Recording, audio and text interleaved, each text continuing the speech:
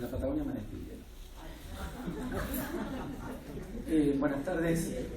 Quiero agradecer muchísimo, ante todo, la existencia misma de este coloquio dedicado a Saer, a Martín, a Don Paulo y a todos. Y luego que me hayan permitido formar parte del coloquio y integrarlo, ¿no? Me habría soportado que nos invitaran. Y muchas gracias también al equipo que trabaja en este coloquio. Me va a costar regresar a Buenos Aires y tener otra vez una vida llena de problemas que nadie me soluciona. Me encantaría seguir viviendo como estoy viviendo ahora acá, gracias a ellos. Mi objeto va a ser también, como lo fue en parte para Analía, beatrizarlo, así que como podrán comprobar, nos hemos procurado la ausencia del objeto. Aquí no le hicimos nada, nada más que sabía que no vino. Sí, le abrimos la puerta después. La crítica literaria. Una cita. Leyendo a Saer es casi imposible dejar de preguntarse cómo logra lo que logra, beatrizarlo. Hay al menos 3 personas que advirtieron prontamente el valor superlativo de la literatura de Saer. Por empezar, el propio Saer, que pareció saberlo desde un principio. Y a la par, o poco después, sucesivamente, María Teresa Gramuglio, cuyo primer texto sobre Saer data de 1969, y beatrizarlo. A Saer, esa evidencia se diría que le procuró una marcada seguridad, la del que sabe desde siempre lo que vale y cuál es el lugar que le corresponde, y un motivo casi incesante de irritación, la del que una y otra vez verifica hasta qué punto los habitantes de eso que llamamos mundo, o más atinadamente mundillo literario, campo literario o campito, pueden distraerse o dispersarse o directamente equivocarse. Para Gramuglio y para Sarlo, por su parte, el haber detectado en Saer al escritor más relevante de la literatura argentina después de Borges, no supuso otra cosa que la pasión vitalicia por leerlo y escribir sobre él, para poner en evidencia lo que ya de por sí le resultaba una evidencia, su genialidad. Que el reconocimiento de la obra de Saer haya resultado tan laborioso y tan demorado en el sistema literario argentino, echa dudas sobre el sistema literario argentino y no sobre la obra de Saer. Cabría preguntarse incluso si ese reconocimiento, tan amplio y tan profundo como ha llegado a ser hoy, no resulta todavía insuficiente en proporción a la significación que la literatura de Saer tiene. En este sentido, podría marcarse en los textos críticos de Sarlo un movimiento que va del permanente reconocimiento a la precedencia de la lectura de Gramuglio hacia la posibilidad de remitirse ya a un espectro amplio y diverso, generacionalmente diverso, de críticos saerianos: Nora Catelli, Miguel Dalmaroni, Julio Premat, David Ubiña, Martín Prieto. Si alteré el orden de edades, me disculpo por lo presente. Pero en el enfoque de Sarlo, ese doble condicionamiento del reconocimiento de Saer, lo que tuvo de tardío y lo que tuvo de costoso, no es apenas una referencia anecdótica a una tara general ya superada. Es todo un indicio, y por demás revelador, de lo que la apuesta literaria de Saer supuso y supone. Sarlo insiste en ese punto, que Saer tuvo que esperar muchos años antes de ser reconocido. Sus textos más tempranos, los iniciales, ya eran definitivos, y sin embargo no fueron advertidos como tales. Y es porque, como esgrime Sarlo sobre la originalidad de Saer, se necesitaba tiempo para poder pensarla. Sus libros, dirá más adelante, citó Analía también recién, conectaban con un tiempo de lectura que todavía no había llegado. Ahora bien, esta dilación y esta postergación no suponen solamente algo del orden del retaseo crítico o la franca y neta imposibilidad de lectura. También están expresando algo sustancial sobre la escritura de Saer y aún sobre el propio Saer. Sarlo se detiene en este aspecto y más de una vez. A Saer no lo condicionan los requerimientos del mercado, las expectativas de la crítica, la ambición coyuntural de éxito. Saer propone una escritura de gran exigencia y lo hace sin acomodarse en los parámetros establecidos de lo latinoamericano. Si lo primero lo torna menos accesible a la pronta mirada de la crítica periodística, lo segundo le impide encajar o lo salva de encajar en la codificación legitimadora de una crítica académica que pretende ecumenismo como lo pretende la ONU, pero tiene su sede en los Estados Unidos como la tiene la ONU. Sarlo compone muy notoriamente así su semblanza literaria de Saer. Saer es un escritor literariamente aislado, prescindente de astucias propiciadoras para un mejor posicionamiento de carrera, de alianzas estratégicas, de tretas de sociabilidad para obtener repercusiones y recompensas. Algo no funcionaba, dice Sarlo, en sus relaciones con el mundo de las recompensas. Saer no se pliega ni a la tipicidad latinoamericana del boom, ni a la tipicidad de los regionalismos al uso. No sigue las modas, las desatiende, las desmerece. Permanece apartado del mainstream literario de los 60. Se mantiene lejos de las tendencias y de las ondas. Las últimas dos son citas de Sarlo. Si se cotejan los numerosos textos que Beatriz Sarlo le dedicó a Juan José Saer, con los que también numerosos le dedicó a Walter Benjamin, se advertirá hasta qué punto hay en ella un aprecio singular por esta clase de colocación, aunque habría que decir más bien descolocación, por parte de un escritor. También en Benjamin encomia Sarlo, cito, la resistencia a normalizar su escritura según las reglas de la cultura académica o del mercado editorial. El hecho de que no dispuso su vida con la sabiduría administrativa del profesional. Se trata, como puede verse, de una convicción análoga para hacer que una escritura propia y una modalidad personal se sostengan por sí mismas, prescindiendo de las ventajas de la adaptación especulativa, del adecuarse por mero cálculo a las corrientes favorables, del procurarse el blindaje espurio del amiguismo confabulado. El amiguismo es lo contrario de la amistad. Con Saer lo comprendemos. El aislamiento de Saer se vuelve así definitorio, se vuelve literariamente constitutivo en el abordaje que efectúa Beatriz Sarlo. Porque ese desentendimiento tan rotundo de la figura del escritor como un operador de sí mismo, como promotor infatigable de sus propios libros, como gerente general de una especie de pyme denominada Mi Obra, no va a significar otra cosa que la determinación de hacer de la escritura misma la instancia exclusiva de producción de valor.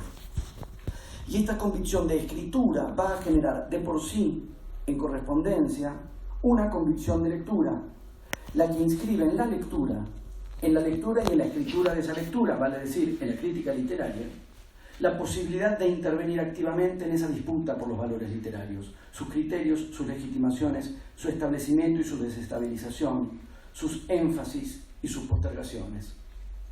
Porque las objeciones que se dirigieron tan a menudo al modelo del crítico juez obturaron esta otra variante, la del crítico parte, no el que pronuncia dictámenes desde una suerte de estrado, sino el que participa decisivamente en el campo en el que las valoraciones se dirimen y se disputan. ¿Cómo separar? Y sobre todo, ¿para qué? Una cosa de la otra.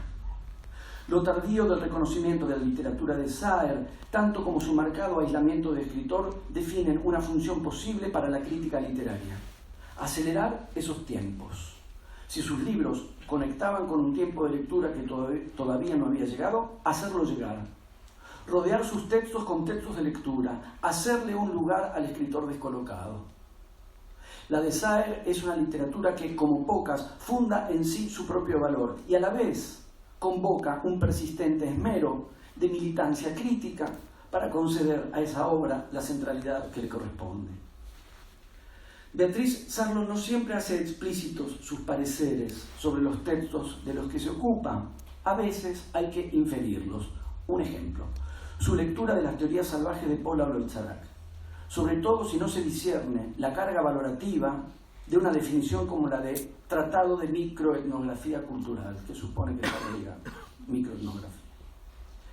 En el caso de Saer, en cambio, Casi no hay trabajo en el que se deje de señalar que lo considera directamente perfecto, y esa es la palabra que con más frecuencia emplea. No se trata, por supuesto, de un fallo ni de un dictamen, sino de la producción crítica de un efecto de lectura.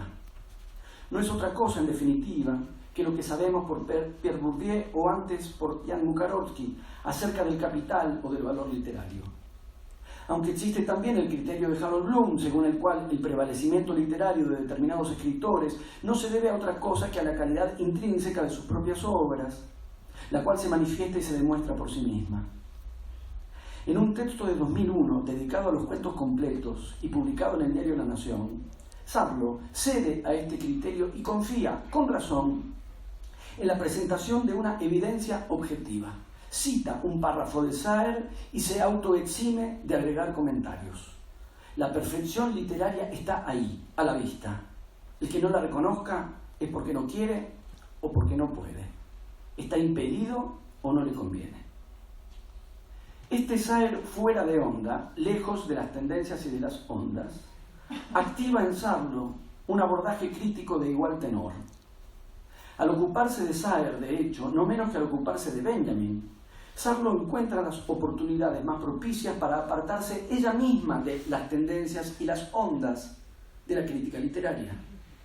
Porque también para la crítica literaria se imponen las modas al uso, marcaciones de lectura que establecen qué se debe leer y qué y cómo no se debe leer más desde los centros hegemónicos de legitimación y circulación universitarios, que sancionan lo que es mainstream y lo que queda desprestigiado o gastado. Es decir, en resumen, lo que hay en toda moda: dictados, pasarelas, últimos gritos, divos, divas y un infierno, lo de modé, al que todo el mundo rehuye.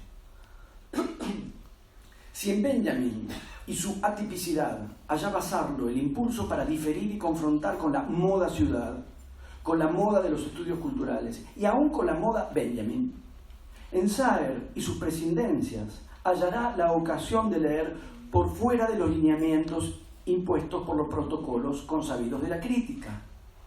Recurrirá al Saer real, a pesar de la expurgación del sujeto y las biografías. Leerá con la categoría del personaje y leerá con la categoría de obra, a pesar de su caída en desgracia en los cánones de la ideología académica. Se apartará de la difusa consigna según la cual todo es político, etc. En síntesis, leerá como se le antoje leer, esto es, siguiendo sus propias determinaciones, sin preocupación alguna por ponerse a tono o por entrar en sintonía, es decir, con otras palabras, hacerlo tal y como escribía Saer, desde aquello que los propios textos de Saer irradian y convocan. Es notoria en las lecturas de Saer que hace Sarlo la sostenida disposición a inscribirlo en alguna tradición reconocible. A propósito de la ocasión, por ejemplo, se remite a Sarmiento y a Benito Lynch, y a las novelas decimonónicas en general. A propósito de las nubes, a las novelas de aventuras y de viajes, a las novelas filosóficas a lo Voltaire, de nuevo a Sarmiento. A propósito de la construcción de personajes, a Proust y a Chandler, al género policial más ampliamente, al realismo del siglo XIX. A propósito de la composición de diálogos, lo arrima a Musil más que a Thomas Mann. Sarlo constata las filiaciones expresas, Juan L. Ortiz, Antonio Di Benedetto. Lo coteja con Rob Villet y también con Michel Buteau, pero siempre para introducir en la afinidad una diferencia. Esta clase de inserción de la literatura de Saer no viene a atemperar el carácter experimental que la propia Sarlo le asigna, sino para precisar, más bien, en todo caso, en qué consiste, cómo funciona.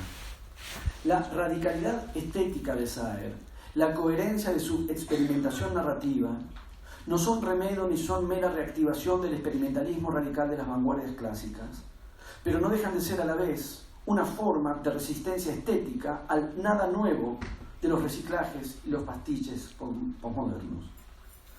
Sarlo a Saer lo ubica ahí, o Saer se ubica ahí y propicia que Sarlo lo haga, donde ciertas formas establecidas entran en crisis, zozobran, se vuelven inseguras, carecen de certezas. Ya no participan de la segura plenitud de una vigencia garantizada, pero tampoco puede decirse que hayan caducado sin más. no perduran intactas en una cápsula de ahistoria, pero tampoco están clausuradas como la posthistoria lo pretende. Están en crisis, y en esa crisis se ubica Saer, como también se ubicaba Benjamin. Desconfiar y narrar, propone Sarlo a manera de estandarte saeriano. La cito. Saer narra conociendo la imposibilidad de la narración clásica y al mismo tiempo reconstruyendo nuevas condiciones de narración. Narración pese a todo, podría decirse, en el sentido en que Didi Uberman dice imágenes pese a todo, haciendo hincapié en el pese a todo. Narrar desde la imposibilidad de narrar en el sentido convencional del término, cuando las formas plenas de la novela han sido debilitadas por la desconfianza. Saer da vida a personajes perdurables, como lo hacía la novela realista a lo Dickens o a lo Stendhal o a lo Balzac, pero lo hace cuando la noción misma de personaje, su organicidad, su estabilidad, su implicancia social, ha entrado en crisis. Saer hace del representar una tarea siempre insegura, por lo que, aun cuando en definitiva representa, y aun cuando más que eso refiere, lo hace mediante el vaciamiento de las certezas narrativas, la eficaz desarticulación de los parámetros del realismo estético, la crisis de la representación misma, por lo que hay, en todo caso, en las antípodas de los presupuestos del realismo, una representación pese a todo. Sarlo lee entonces a Saer, no solo porque le reconoce un valor, sino también, al mismo tiempo, para dotárselo, para despejarle y asignarle un lugar central. Primero un lugar, luego una centralidad, en la literatura argentina contemporánea. Ese hacer lugar a un escritor, por medio de la crítica literaria, se une a la pregunta por el lugar que ese escritor ocupa en la crítica literaria misma.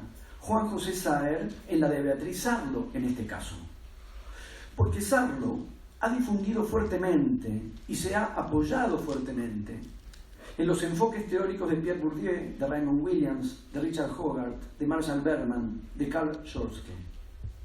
Y desde una u otra de esas vertientes ha propuesto lecturas en clave de campo intelectual y capital simbólico, o de la cultura popular y sus prácticas, o de la modernidad urbana y periférica, como clave de interpretación, o de la contextualización social en un sentido genérico, abordando así a Sarmiento, a Roberto Alta, a Borges, a González Tuñón, a Oliverio Girondo, o los folletines populares.